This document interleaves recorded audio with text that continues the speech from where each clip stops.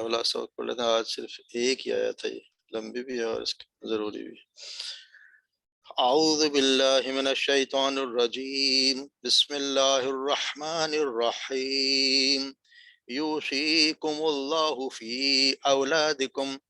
للذکر مثل حظ الانثیین فإن كن نساء فوق اثنتين فلهن ثلث ما ترك وإن كانت واحدة فلها النصف ولأبويه لكل واحد منهما السدس مما ترك إن كان له ولد وإن لم يكن له ولد وورثه أبواه فلأمه الثلث فإن كان له إخوة فلأمه السدس من بعد وصية يوصي بها أو دين آباؤكم أو أبناؤكم لا تدرون أيكم أقرب لكم نفعا فريضة من الله إن الله كان عليما حكيما۔ صدق اللہ۔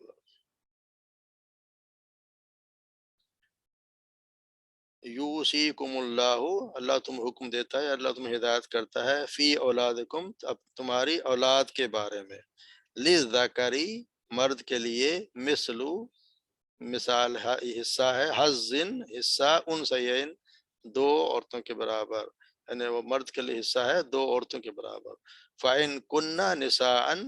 پس اگر ہوں، کنہ نسان اور دو عورتیں، فوق اثنتین دو سے زیادہ، اگر دو سے زیادہ عورتیں ہوں، فلاہن پس ہے ان کے لیے، ثلث ما ترک دو تہائی، ما ترک جو اس نے چھوڑا، یعنی جو میت نے چھوڑا اس کا دو تہائی، اگر دو سے زیادہ عورتیں ہیں دو تو اس کے لیے۔ وَإِن كَانَتْ وَاحِدَةً، اور اگر ہو ایک عورت، ان کانت، کانت کو لگی عورت کے لیے، کانت واحدتن، یہاں بھی تن ہے، یہ بھی عورت کے لیے یہ بھی عورت کے لیے، اگر ہو ایک عورت، فلہا نصف، تو اس کے لیے آدھا حصہ، جو عورت جو میت نے چھوڑا اس کا آدھا حصہ عورت کو ملے گا۔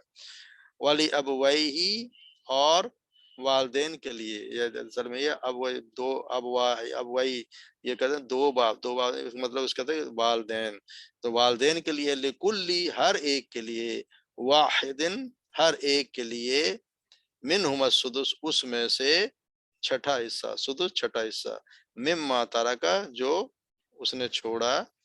ان کان لہو ولد اگر ہو اس کے اولاد، اگر جو انتقال اس کا ہوا اس کے اولاد ہو تو پھر والدین کے لیے ہے چھٹا حصہ۔ وَإِن لَمْ يَكُنْ لَهُ وَلَدٌ، اور اگر نہ ہو اس کے اولاد، وارثہ ابواہ، اور اس کے وارث ہوں صرف اس کے ماں باپ، وَلِأُمِّهِ الثُّلُثُ، تو ماں کو ملے گا تیسرا حصہ، اس کی ماں کو ملے گا تیسرا حصہ۔ وَإِن كَانَ لَهُ إِخْوَةٌ، اور اگر ہوں اس کے بھائی، لہو اخوتن بھائی،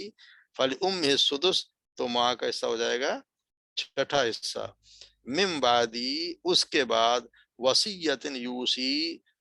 بہا جو وصیت کی، یوسی اس نے وصیت کیا، جو انتقال کرنے والی وصیت کی اس کو، بہا اس کو، دین اور قرض ادا کرنے کے بعد، یعنی سب سے پہلے ضروری کیا ہے، اس کی وصیت اور قرض، تو ہم پڑھیں گے کہ سب سے پہلے قرض ہے، اس کے بعد یہاں پہ اللہ کی وصیت کا ذکر ہے، لیکن یہاں پہ ہوگا پہلے قرض اور پھر وصیت اور پھر تقسیم ہوگی۔ آباؤکم و ابناؤکم، تمہارے باپ ماں باپ، و ابناؤکم اور تمہاری اولاد، لا تدرون ایہم اقرب، تم نہیں جانتے،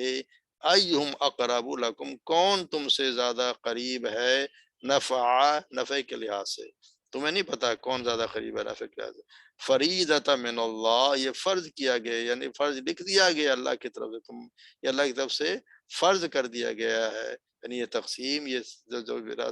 قانون اللہ کی طرف فرض کر دیا گیا ہے۔ ان اللہ، بے شک اللہ، کان علیما حکیما، اللہ تعالیٰ خوب جاننے والا اور خوب حکمت والا ہے۔ تو اس میں ہم پڑھ رہے ہیں، اس میں اس سورہ نساء میں اللہ تبارک و تعالیٰ نے احکامات بیان کیے ہیں، بہت زیادہ احکامات، جو گھریلو مسائل جس میں روزمرہ کا واسطہ پڑتا لوگوں کا، اور اس میں بہت زیادہ خرابیاں بھی ہیں،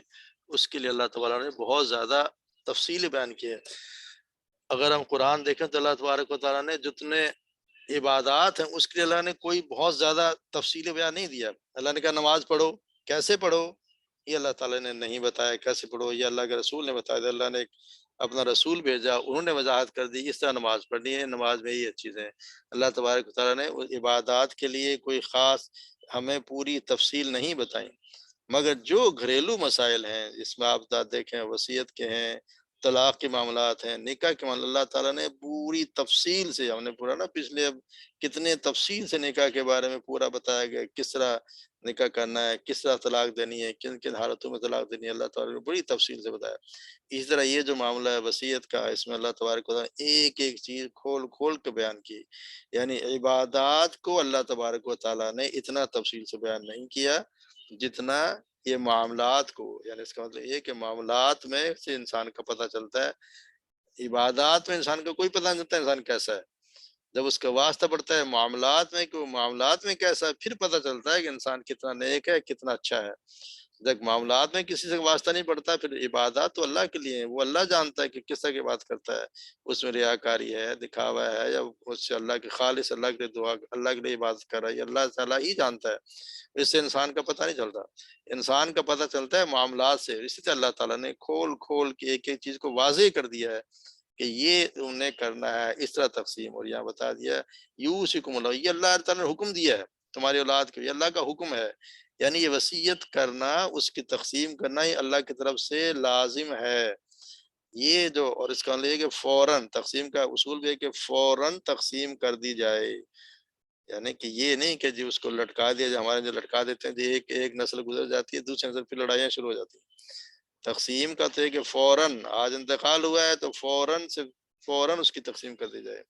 کہتے ہیں کہ محدثین کے وقت تو ایسا معاملہ ہوتا تھا کہ اگر ایک عورت آٹا گوندھ رہی ہوتی تھی، اگر اس وقت کی پتہ تھا کہ وہ شوہر کا انتقال ہو گیا، وہ آٹا وہیں چھوڑ دیتی تھی کہ اب یہ تقسیم ہوگا، یہ میرا حصہ نہیں رہا، اب اس کا تقسیم ہوگا۔ یعنی یہ حالات تھے، اور ہمارے یہاں اس کو کھینچ کھینچ کے اتنا لے جاتے ہیں کہ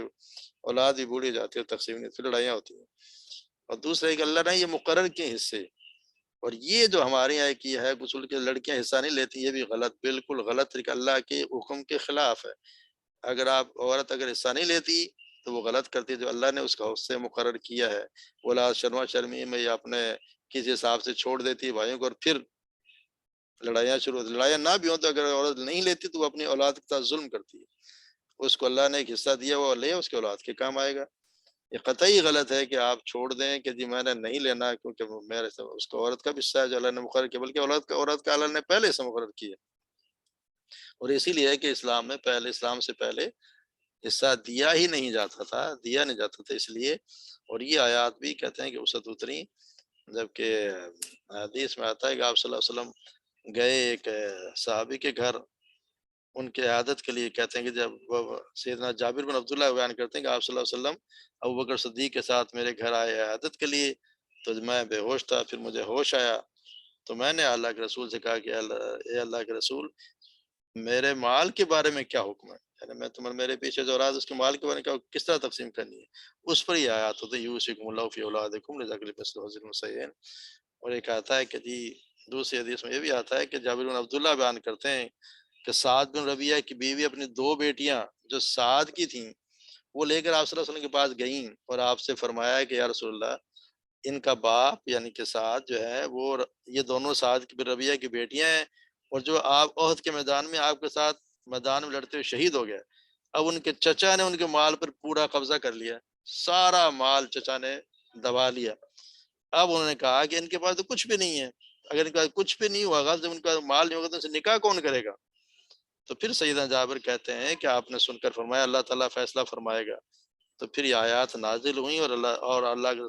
رسول اللہ صلی اللہ علیہ وسلم نے ان دونوں لڑکیوں کے چچا کی طرف پیغام بھیجا کہ ساتھ کی دونوں بیٹیوں کو 2/3 دے دیں، اب آگے آئے گا ہم پڑھیں گے، بیٹیوں کو 2/3 دے دیں اور اس کی ماں کا 8واں حصہ دے دو، اور باقی جو بچ جائے وہ تمہارے لیے۔ تو یہ پہلے بھی ہوتا تھا اور ابھی بھی ہوتا ہے کہ جس کا بس چلتا ہے وہ پورا مال دبا لیتا ہے۔ تو یہ اللہ نے تقسیم کی، اور اللہ کا حکم ہے، یوصیکم اللہ فی اولادکم، اللہ تعالیٰ تو حکم دیتا ہے اپنے اولاد کے بارے میں، اور اللہ جانتا ہے کہ کس کا کتنا حصہ ہونا چاہیے، کیونکہ ہم آگے پڑھیں گے اللہ ہے حکیم اور علیم، اللہ جانتا ہے، کسی کی ذہن کسی کو اتنا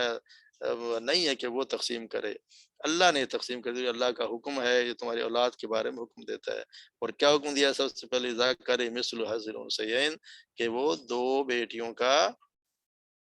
یعنی ذکری ایک مرد کے لیے حصہ ہے دو عورتوں کے برابر، یعنی پہلے حصہ ہے عورت کا، اس کے بعد اتنا حصہ عورت کا بنا اس کا ڈبل، وہ اس لیے کہ مرد پہ اللہ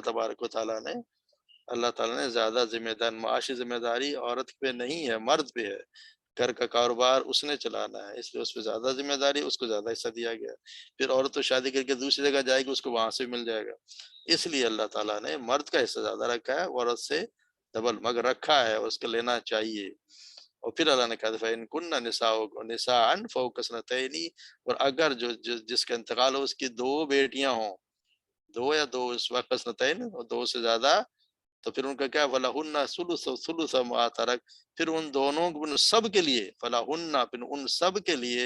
ثُلُث دو تہائی مَا تَرَكَ، یعنی ان کا سب کا دو تہائی حصہ ہوگا، جتنا اگر اس کو دو بیٹیاں ہوں تو ان کو دو تہائی ملے گا، دو سے زیادہ ہوں تو یہ بھی اس کو بھی ان سے بھی دو تہائی ملے گا، اس سے زیادہ نہیں ملے گا، ان کو دو تہائی دیا جائے گا۔ اس کا مطلب ہے کہ کوئی شخص نے اگر لڑکا نہیں چھوڑا، اس کی صرف اولاد میں سے لڑکیاں ہوں، تو خواہ وہ لڑکیاں دو یا دو سے زائد، ان کے کل ترکہ کا دو تہائی حصہ ان لڑکوں کو مل جائے گا، ان لڑکیوں کو ملے گا، اور باقی ایک تہائی جو بچ گیا ہے وہ دوسرے وارثوں کو۔ لیکن اگر یہ صرف ایک لڑکا ہی ہوا، لڑکیاں نہ ہوئیں، تو پھر لڑکے کا پورا حصہ ملتا ہے، سارا کا سارا مال اس لڑکے کا ہے۔ دوسرے وارث موجود ہوں تو ان کو ایسے دینے کے باقی سب مال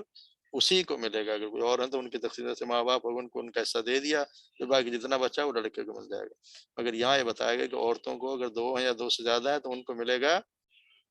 دو تہائی، وَإِنْ كَانَتْ وَاحِدَةً، اور اگر لڑکی ایک ہی ہو، اکیلی لڑکی ہو، تو پھر اس کو ملے گا آدھا، اس کو مل جائے گا آدھا حصہ، اس لڑکی کو ملے گا، باقی آدھا دوسرے وارث میں تقسیم ہو جائے گا۔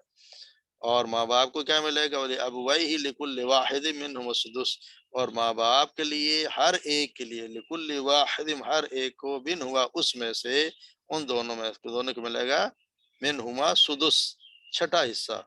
یعنی جتنے ملے ہے اس کا چھٹا حصہ ماں باپ کے، ہر ایک کو ملے گا، 1/6 ماں کو، 1/6 باپ کو، مما تارکا ان کان لہو ولد، اور اگر ہوا اس کی اولاد ہو، تو اگر میت کی اولاد ہو تو ماں باپ کا یہ حصہ ملے گا۔ وَإِلَّمْ لَهُ کا وَإِلَّمْ يَقُلْ لَهُ وَلَدْ، اور اگر نہ ہو اس کے کوئی اولاد، اس کی اولاد نہیں ہو، اور اس کے وارث صرف بن رہے ہیں اس کے ماں باپ، وارثو بابوایہ فلأمہ ثلث، تو ماں کو ملے گا ایک تہائی، ایک تہائی ماں کو مل جائے گا، باقی جو ملے گا وہ باپ کو مل جائے گا، باپ کو دو تہائی مل جائے گا۔ اور اگر ہو اس کے، وَإِنْ كَانَ لَهُ إِخْوَةٌ، اگر اس کے بھائی ہو، اگر اس کے بھائی بھی ہو، تو ویسے تو بھائیوں کے ماں باپ اگر زندہ ہوں تو پھر نہیں ملتا، اگر بھائی ہوں تو پھر کیا ہوگا، پھر ماں کا حصہ لأمہ السدس من بعد وصیۃ یوصی بہا او دین، تو بھائی کا حصہ ہوگا، بھائی اگر ہوں اس کے بھائی، تو پھر اس کے ماں کا حصہ ہو جائے گا چھٹا، من بعد وصیۃ یوصی بہا او دین، اور وصیت جو اس نے وصیت کی، اور یا اس کے دین یعنی قرض دینے کے بعد۔ تو اس میں اتنا، ہمیں کوئی اتنا اس میں پھنسنے کی ضرورت نہیں ہے، نہ ہی کوئی یاد کرنے کی ضرورت ہے، صرف موٹی موٹی باتیں پتہ ہونا چاہیے۔ یہ بڑا مشکل چیپٹر ہے وراثت کا، تو اس میں کوئی اتنا موٹا موٹی باتوں کا پتہ ہونا چاہیے، نہ ہی ہمیں کوئی اس میں رٹنے کی ضرورت ہے، نہ کوئی اور، مگر یہ پتہ ہونا چاہیے کہ تقریباً کتنا حصہ ملتا ہے، اور عورتوں کا حصہ بھی ہے، مردوں کا حصہ بھی ہے، والدین کو کتنا ملتا ہے اور کیوں ملتا ہے۔ اس لیے کہ باپ کی ذمہ داریاں زیادہ ہوتی ہے تو اس کو ایک تہائی مل جائے گا، ماں کی کم ہوتی ہے اس کو ایک چھٹا حصہ مل جائے گا۔ تو یہ چیزیں یہ ذہن میں پتہ ہونی چاہیے۔ باقی جو ہے وہ بہن بھائی ہوں، اگر میت کے بہن بھائی بھی ہوں تو ماں چھٹے سے کرتا ہے، اس میں کہتے ہیں کہ جی بھائی بہن کی صورت میں ماں کو ایک تہائی کے بجائے ایک چھٹا کر دیا گیا ہے، اس طرح ماں کے حصہ میں جو 1/6 لیا گیا وہ باپ کے حصے میں ڈالا جائے گا،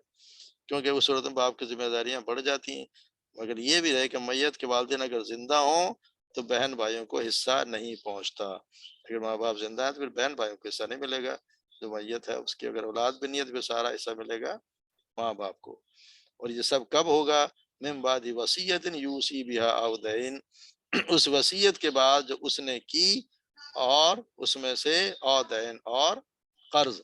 अब यहाँ पे बताया गया वसीयत पहले और कर्ज बाद में, इसलिए कि कर्ज जरूरी नहीं कि हर आदमी को हर कर्ज हो, मगर वसीयत हर किसी ने करनी होती है, इसलिए वसीयत दिया। मगर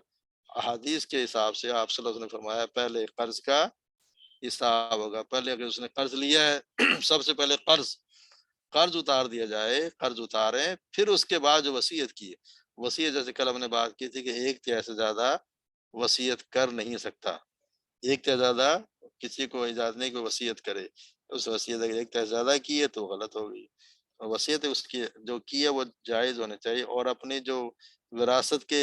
जो जिनकी विरासत तकसीम हो रही है, जिनको अल्लाह ने बता दिया है, उनके लिए भी आप वसीयत कर नहीं सकते।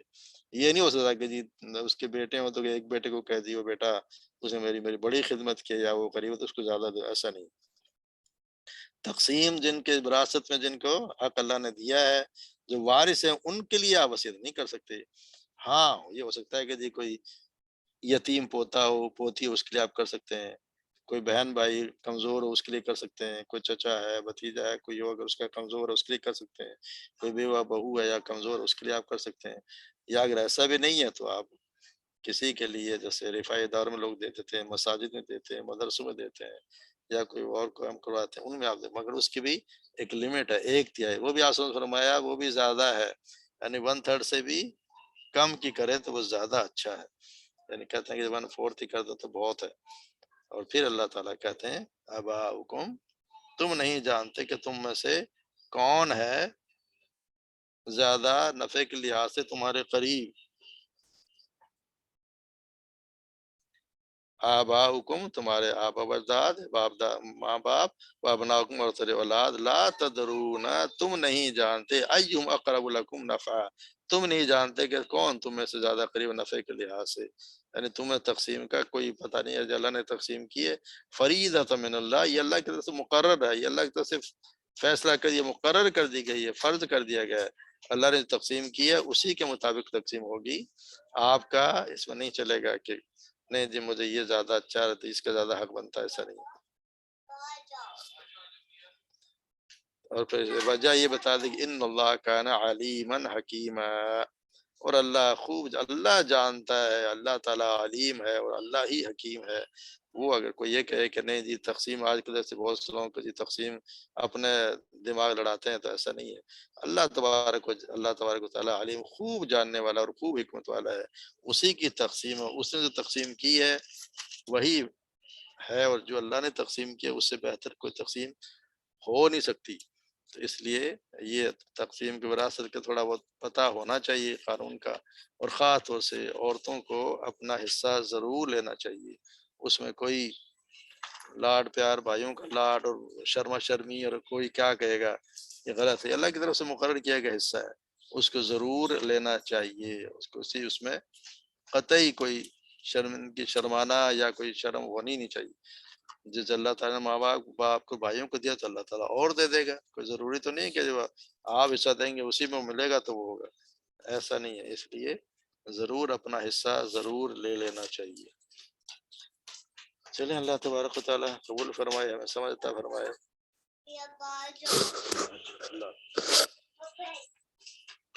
दूसरा कल जो सिदरा पूछ ली अपने माल की, तो उसका तो बल्कि सैयदना